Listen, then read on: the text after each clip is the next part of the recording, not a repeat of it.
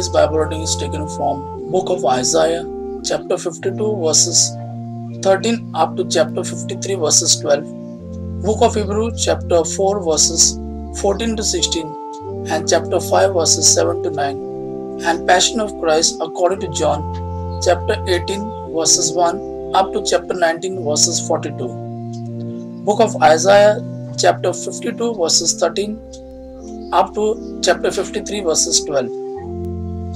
See, my servant will act wisely, he will raise and lift it up and highly exalted. Just as there were many who appelled at him, his appearance was so disfigured beyond that of any man, and his form made beyond human likeness. So will he sprinkle many nations, and kings will shut their mouth because of him. For what they were not told, they will see, and what they have not heard, they will understand. Who has believed our message, and to whom the arm of the Lord has been revealed? He grew up before him like a tender shoot, and like a root out of dry ground. He had no beauty or majesty to attract us to him, nothing in his appearance that we should desire him. He was despised and rejected by men, a man of sorrows and familiar with suffering, like one from whom men hide their faces. He was despised, and we esteem him not. Surely he took our infirmities and carried out our sorrows. Yet we consider him stricken by God, smitten by him, and afflicted. But he was pierced for our transgressions, he was crushed for our iniquities. The punishment that brought us peace was upon him, and by his wounds we are healed. We all like sheep have gone astray, each of us has turned to his own way, and the Lord has laid on him the iniquity of us all. He was oppressed and afflicted, yet he did not open his mouth. He was like a lamb to be slaughtered, and as a sheep before her shearers is silent, so he did not open his mouth. By oppression and judgment he was taken away, and who can speak of his descendants? For he was cut off from the land of the living, for the transgression of my people he was stricken.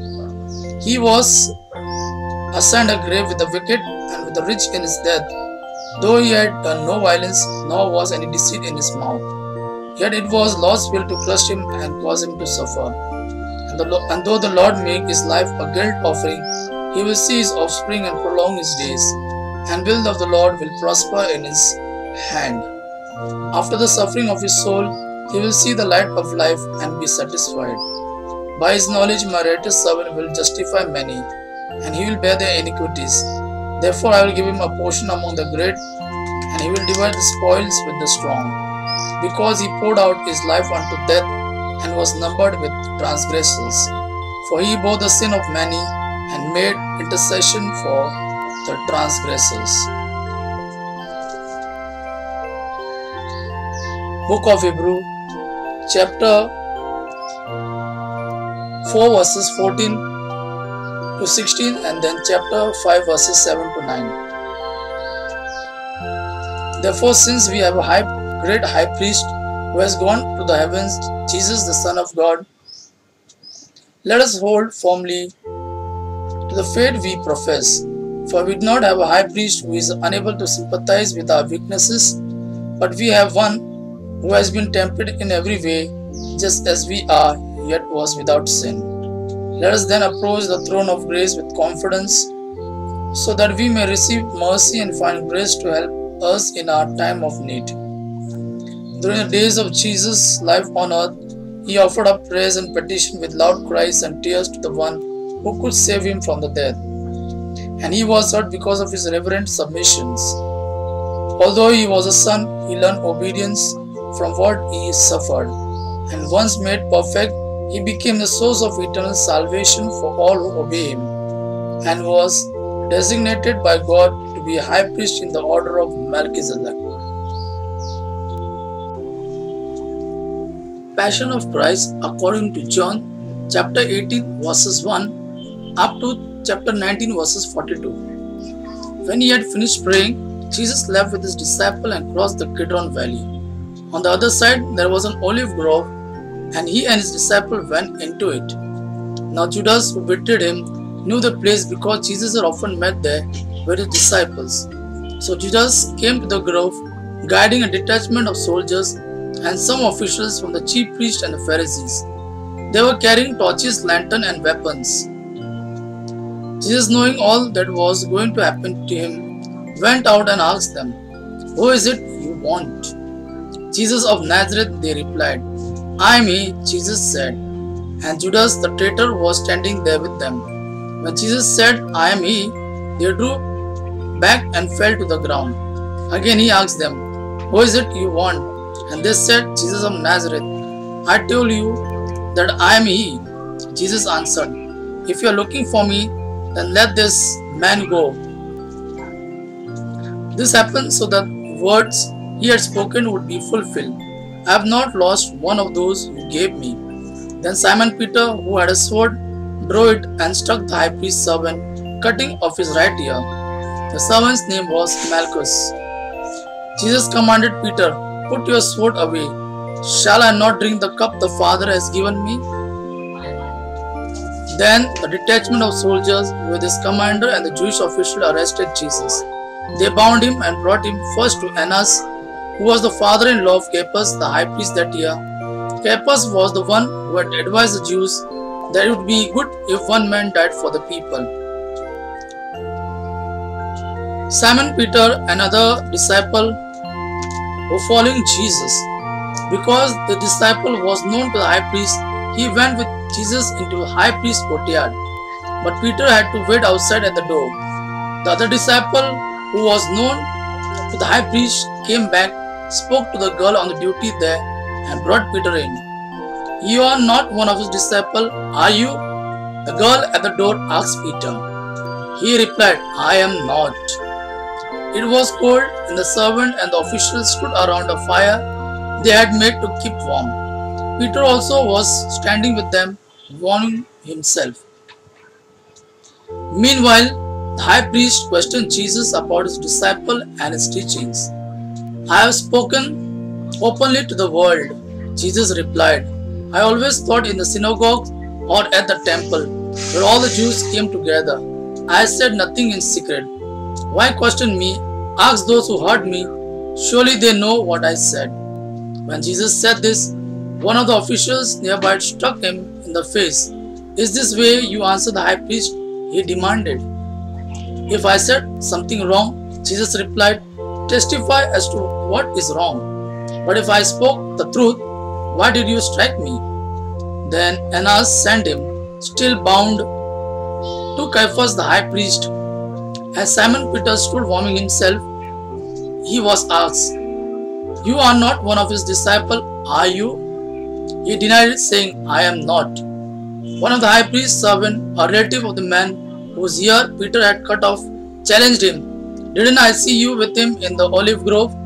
Again Peter denied it, and at the moment a rooster began to crow.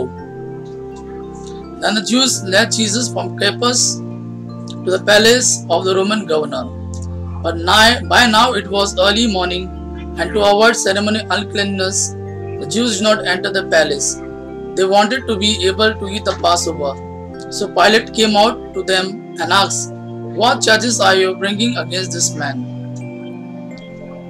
"If he were not a criminal," they replied, "we would not have handed him over to you." Pilate said, "Take him yourself and judge him by your own law." "But we have no right to execute anyone," the Jews objected. This happened so the word Jesus had spoken, indicating the kind of death he was going to die, would be fulfilled. Pilate then went back inside the palace, summoned Jesus and asked him, "Are you the king of the Jews?" "Is that your own idea?" Jesus asked, "or did others talk to you about me?" "Am I a Jew?" Pilate replied, "It was your people and your chief priest who handed you over to me. What is it you have done?" Jesus said, "My kingdom is not of this world. If it were, my servant would fight to prevent my arrest by the Jews. But now my kingdom is from another place." "You are a king?" then said Pilate. Jesus answered, "You are right in saying I am a king. In fact, for this reason I was born, and for this I came into the world, to testify the truth. Everyone on the side of the truth listens to me." "What is truth?" Pilate asked. With this he went out again to the Jews and said, I find no basis for charge against him, but it is your custom for me to release to you one prisoner at the time of Passover. Do you want me to release the king of the Jews? They shouted back, No, not him. Give us Barabbas. Now Barabbas had taken part in the rebellion. Then Pilate took Jesus and had him flogged. The soldier twisted together a crown of thorns and put it on his head. They clothed him in a purple robe and went up to him again and again, saying, Hail, King of the Jews! And they struck him in the face. Once more Pilate came out and said to the Jews, Look, I am bringing him out to you to let you know that I find no basis for a charge against him. When Jesus came out wearing the crown of thorns and the purple robe, Pilate said to them, Here is the man. As soon as the chief priests and the officials saw him, they shouted, Crucify, crucify. But Pilate answered, You take him and crucify him. As for me, I find no basis for a charge against him. The Jews insisted, We have a law, and according to that law, he must die, because he claimed to be the Son of God. When Pilate heard this, he was even more afraid, and he went back inside the palace. Where do you come from? He asked Jesus.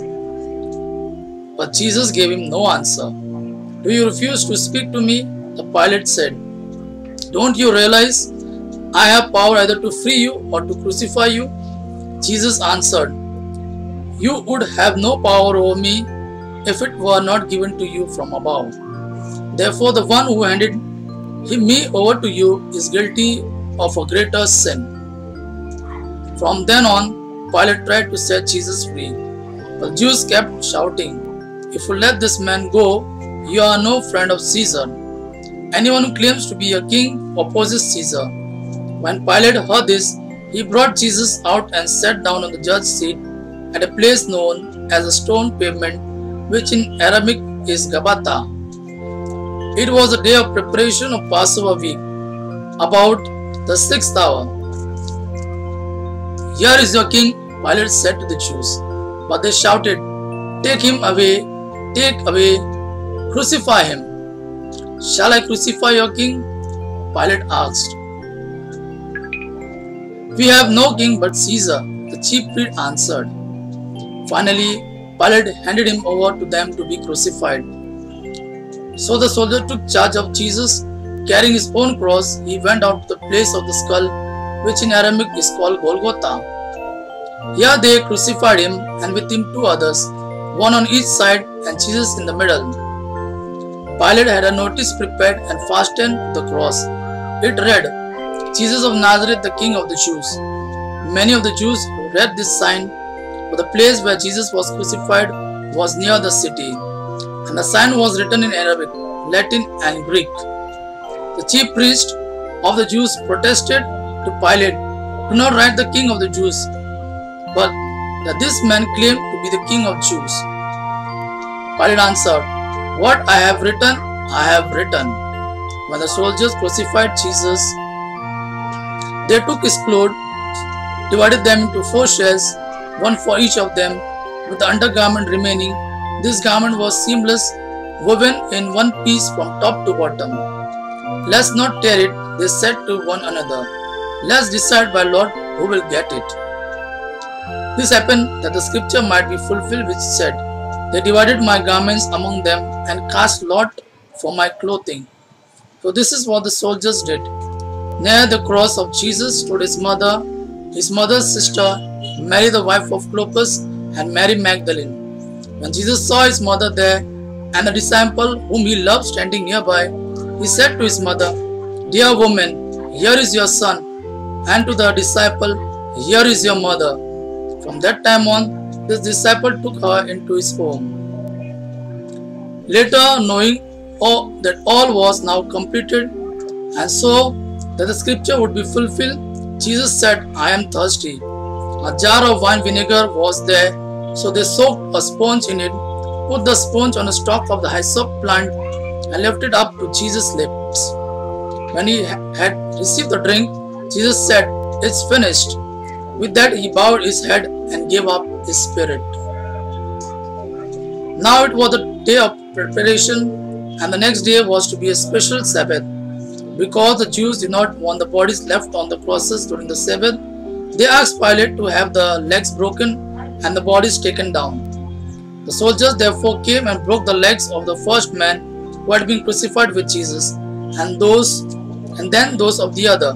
But when they came to Jesus and found that he was already dead, they did not break his legs. Instead, one of the soldiers pierced Jesus' side with a spear, bringing a sudden flow of blood and water. The man who saw it has given testimony, and his testimony is true. He knows that he tells the truth, and he testifies so that you may also believe. This thing happened so that the scripture would be fulfilled. Not one of the bones will be broken. And as another scripture says, they will look on the one they have pierced. Later, Joseph of Arimathea asked Pilate for the body of Jesus. Now Joseph was a disciple of Jesus, but secretly because he feared the Jews. With Pilate's permission, he came and took the body away. He was accompanied by Nicodemus, the man who earlier had visited Jesus at night. Nicodemus bought a mixture of myrrh and aloes, about 75 pounds. Taking Jesus' body, the two of them wrapped it with the spices in stripes of linen. This was in accordance with the Jewish burial customs. At the place where Jesus was crucified, there was a garden, and the garden of a new tomb in which no one had ever been laid, because it was Jewish day of preparation, and since the tomb was nearby, they laid Jesus there.